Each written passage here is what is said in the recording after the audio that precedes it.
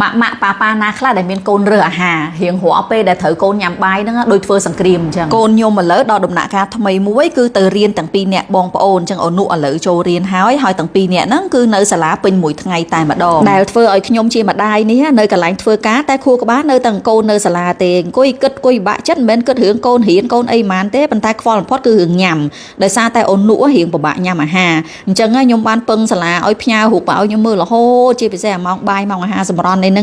ងកូនខ្ញុំញ៉ាំបានប៉ុន្មានម៉ាត់អ្នកគ្រូបើញ៉ាំរៀងតិចពេកអ្នកគ្រូជួយអញ្ចេះបានអត់អូយខ្វល់ចិត្តខ្លាំងណាស់លោកព្រះហើយសូមបញ្ជាក់សិនថារឿងក្មេងពិបាកញ៉ាំនេះកើតឡើងច្រើនហើយកុំជឿខ្ញុំសូមឲ្យលោកប៉ាអ្នកម៉ាក់ដទៃទៀតជួយ comment ប្រាប់តិចមកថាតើកូនរបស់លោកប៉ាអ្នកម៉ាក់ទាំងអស់គ្នានឹងពិបាកញ៉ាំនៅអាយុប្រមាណហើយធ្វើមិនអីចឹងណាពីព្រោះថាវីដេអូនេះគឺមិនមែនគ្រាន់តែខ្ញុំអង្គុយចែកម្លែកទេគឺចង់បងប្អូនចែកម្លែកបទពិសោធន៍របស់អ្នកទាំងអស់គ្នាហើយខ្ញុំរំលឹកលោកប៉ាអ្នកម៉ាក់ថាកូនគេក៏ពិបាកដែរហ្នឹងគឺដើម្បីឲ្យយើងនេះរៀងធូរចិត្តបន្តិចកុំឲ្យយើងដាក់សម្ពាធលើខ្លួនឯងពេកអញ្ចឹងណាប៉ុន្តែមួយទៀតខ្ញុំចង់ប្រាប់ថាដោយសារតែក្មេងវិវត្តខុសគ្នាអញ្ចឹងការដែលគាត់ពិបាកញ៉ាំនៅអាយុប្រមាណហ្នឹងក៏រៀងខុសគ្នាដែរភាគច្រើនបើខ្ញុំសង្កេតលើកូនខ្ញុំទាំងពីរនាក់គាត់ចាប់ផ្ដើមរៀងពិបាកញ៉ាំរើអាហារឬក៏ដល់ដំណាក់កាលណាខ្លះមួយថ្ងៃពីរថ្ងៃណាខ្លះគឺអត់ញ៉ាំសោះហ្មងគឺដោយសារតែគាត់ចេះអីថ្មីដល់ពេលអញ្ចឹងគាត់រវល់ជាមួយនឹងអាថ្មីហ្នឹងឧទាហរណ៍អញ្ចឹងគាត់ចេះវាគាត់ចេះដើរគាត់ចេះរត់គាត់ចាប់ផ្ដើមចូលចិត្តលេង playground ឬអីចឹងអាខួរក្បាលគាត់វាវក់នឹងការលេងដែលធ្វើឲ្យគាត់អត់ចង់ញ៉ាំអាហារគាត់និយាយទៅមួយថ្ងៃហ្នឹងគឺគាត់ចង់តែលេងហ្មងអញ្ចឹងវាគាត់ថានៅពេលដែលគាត់មានអីថ្មីទៅគាត់រវល់អាហ្នឹងគាត់ភ្លេចរឿងអាហារអញ្ចឹងទៅអញ្ចឹងបានន័យថាគាត់ពិបាកញ៉ាំថ្ងៃហ្នឹងពិបាកញ៉ាំអាទិត្យហ្នឹងឬខែហ្នឹងមិនមែនបានន័យថាគាត់ពិបាកញ៉ាំអញ្ចឹងរហូតទេអញ្ចឹងនិយាយទាំងអស់ហ្នឹងគឺដើម្បីជួយសម្រាលផ្លូវចិត្តរបស់ម៉ាក់ប៉ាពីព្រោះខ្ញុំដឹងថាវាវេទនាចិត្តប៉ុណ្ណឹងយើងមើលឃើញបញ្ហាមកចែករំលែកវិញម្ដងថាតើយើងអាចធ្វើអីខ្លះដើម្បីជួយកូនយើងញ៉ាំអាហារជាទូទៅកូនយើងចាប់ផ្ដើមញ៉ាំអាហារនៅអាយុ6ខែជាទម្រង់បបរខាប់គ្រប់គ្រឿងបន្ថែមពីលើទឹកដោះម្ដាយឬក៏ទឹកដោះគោហើយពេលចាប់ផ្ដើមញ៉ាំដំបូងហ្នឹងកូនយើងភាគច្រើនញ៉ាំបានច្រើនជាពេលដែលយើងសប្បាយចិត្តប៉ុន្តែក្មេងមួយចំនួនតែ2 3ខែឈប់ញ៉ាំតែហ្មងដំណោះស្រាយនៅក្នុងដំណាក់កាលនេះគឺចម្រុះភាពនៃរសជាតិនិងទម្រង់អាហារយើងធ្វើម៉េចឲ្យអាហារមួយពេលហ្នឹងមានរសជាតិខុសគ្នាធ្វើអាហារ3ពេលឲ្យក្មេងមិនមែនជារឿងស្រួលទេបន្លែផ្លែឈើមានប៉ុន្មានមុខហ្នឹងយើងលាយចុះលាយឡើងដើម្បីឲ្យបានឆ្លាស់បដូររសជាតិឲ្យកូនយើងហើយក៏ប៉ុន្តែលោកប៉ាអ្នកម៉ាក់មួយចំនួនក៏អត់មានពេលទេអញ្ចឹងគាត់ធ្វើពេលព្រឹកគាត់ទុកឲ្យកូនញ៉ាំទាំងព្រឹកថ្ងៃល្ងាចឬក៏អ្នកខ្លះទុកដល់2ថ្ងៃអីក៏ដាក់ទូទឹកកកហើយយកមកកដៅអីអញ្ចឹងណាពួកគាត់មានពេលណាដល់ពេលអញ្ចឹងទៅគឺកូនញ៉ាំរសជាតិដដែលហើយតែវាធុញគឺវាអត់ញ៉ាំទេហើយតែវាអត់ញ៉ាំតែយើងនឹងឯងពិបាកចិត្តអញ្ចឹងមានជំរឿមួយគឺលោកប៉ាអ្នកម៉ាក់នៅតែអាចធ្វើបបរខាប់គ្រប់គ្រឿងដោយផ្ទាល់ដៃឲ្យកូនញ៉ាំបានប៉ុន្តែឧទាហរណ៍ថាពេលព្រឹកកូនញ៉ាំបបរខាប់គ្រប់គ្រឿងដែលយើងធ្វ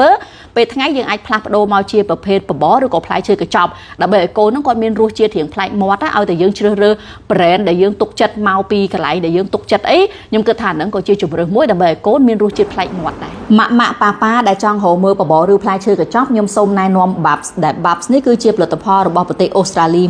100% គាត់មានជាប្រភេទបបរកញ្ចប់ហើយនិងផ្លែឈើកញ្ចប់ផ្លែឈើហ្នឹងវាមានច្រើនរសជាតិទៀតអញ្ចឹងវាមានជំរឿច្រើនសម្រាប់កូនយើងណាមានចាប់ពីអាយុ6ខែឡើងទៅងាយស្រួលរកទិញយើងអាចទិញបាននៅតាមហាងលក់ទំនិញក្មេងៗឬក៏តាមផ្សារទំនើបឬក៏បើចង់ស្វែងយល់ព័ត៌មានបន្ថែមអីហ្នឹងអាចចូលទៅកាន់ទំព័រ Facebook page របស់គាត់បានគឺ Babs Cambodia Official Babs គឺជាអាហារ organic សម្រាប់ក្មេងដែលងាយស្រួលរៀបចំទុកដាក់ឲ្យកូនញ៉ាំជាពិសេសនៅពេលដែលប៉ាម៉ាក់ត្រូវធ្វើដំណើរយកកូនទៅជាមួយអីអញ្ចឹងណាវាងាយស្រួលប៉ាម៉ាក់ដាក់តាមខ្លួនវាមានសារធាតុចិញ្ចឹមល្អច្រើនដែលចាំបាច់សម្រាប់ក្មេងមិនត្រឹមតែអាហារហ្នឹងដែល organic ហើយល្អទេសូម្បីតែការវេចខ្ចប់កញ្ចប់របស់ Babs ទាំងអស់គឺ BPA free សូមបើកវងកញ្ចក់បន្តិច BPA free នេះគឺបានន័យថាវាមិនមានសារជាតិ BPA ដែលភាយចេញមកទេបើទោះបីជាវាត្រូវកម្ដៅក៏ដោយពីព្រោះថា BPA នេះគឺប៉ះពាល់មិនល្អទេសម្រាប់កូនអញ្ចឹងកញ្ចប់នេះគឺ BPA free អូខេក្រៅពីរសជាតិទៀតថាតើមានអីខ្លះទៀតដែលយើងអាចធ្វើបាននៅក្នុងដំណាក់កាលដែលកូនយើងនៅញ៉ាំបបរខាប់គ្រប់គ្រឿងបានន័យថាកូននៅអាយុក្រោម1ឆ្នាំសម្រាប់ទម្រង់អាហារវិញយើងអាចផ្លាស់ប្ដូរពីការកិ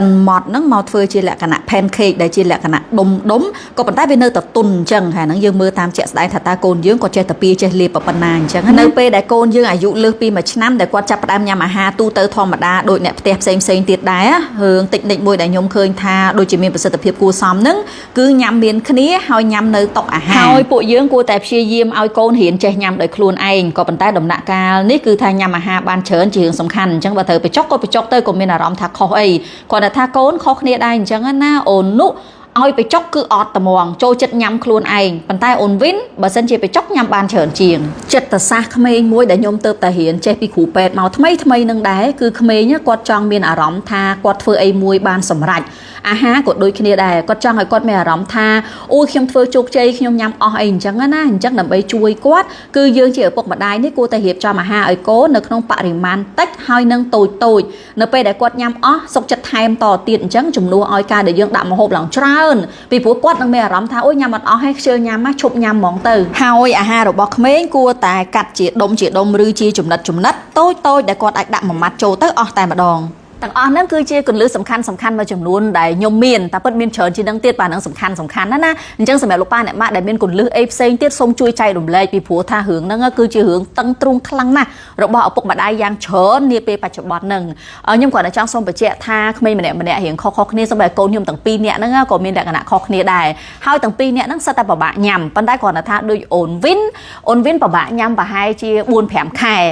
អូននោះពិបាកញ៉ាំចិត្តមួយឆ្នាំហើយអញ្ចឹងខ្ញុំក៏កំពុងតែតស៊ូដូចគ្នាដែរអញ្ចឹងបានថាមតិយោបល់របស់បងប្អូនទាំងអស់គ្នាពិតជារឿងសំខាន់មែនទែនគាត់ឲ្យខ្ញុំចង់ផ្ដាំថាអាការលំបាកហ្នឹងវាមិនមែនជារៀងរហូតទេអញ្ចឹងទោះបីជាកូនយើងអត់ញ៉ាំឬក៏ពិបាកញ៉ាំក៏ដោយរៀងរាល់ពេលដល់ពេលអាហារត្រូវតែទម្លាប់ឲ្យគាត់ញ៉ាំទោះបីយើងរៀបឲ្យគាត់បានតែ 2-3 ម៉ាត់ក៏ដោយកុំឲ្យថា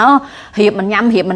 បានតែ 2-3 ម៉ាត់ដែរខ្ជិលហ្មងទៅឲ្យគាត់ញ៉ាំតែចំណីចំណុកតាមចិត្តរបស់គាត់អានឹងអត់បានទេពីព្រោះសុខភាពកូនជារឿងសំខាន់ហើយពេលដែលកូនយើងនៅទូចហ្នឹងឯងជាពេលដែលសំខាន់ជាងគេហ្នឹងហើយខ្ញុំមានប៉ុណ្្នឹងឯងសូមបញ្ជាក់ម្ដងទៀតបើសិនជាលោកប៉ាអ្នកម៉ាក់ត្រូវការបបរឬក៏ផ្លែឈើកញ្ចប់សម្រាប់ខ្ញុំទុកចិត្តហើយខ្ញុំសូមណែនាំផលិតផល Bubs មកពីប្រទេសអូស្ត្រាលីអរគុណច្រើនលោកប៉ាអ្នកម៉ាក់ទាំងអស់គ្នាជម្រាបលា